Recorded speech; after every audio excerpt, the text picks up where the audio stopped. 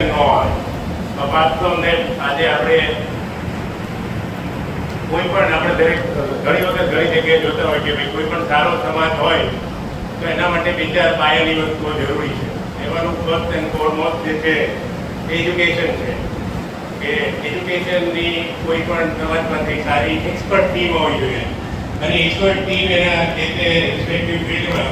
આપણે એજ્યુકેશનની વાત કરીએ તો આપણા સમાજના ઘણા બધા એવા લોકો છે જે એજ્યુકેશન સાથે સંકળાયેલા છે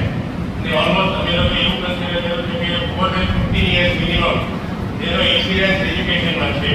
એજ્યુકેશનમાં ઘણી બધી સંસ્થાઓ આ રીતે કામ કરી રહી છે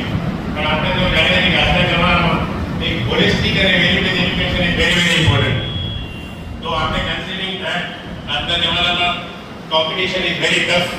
right? So considering competition, considering all other aspects, overall, globally in India and Gujarat and other community education માં કઈ રીતે કોન્ટ્રીબ્યુશન કરી રહી છે બધી વસ્તુ કન્સિડર કરીને આપણે આપણા સમાજના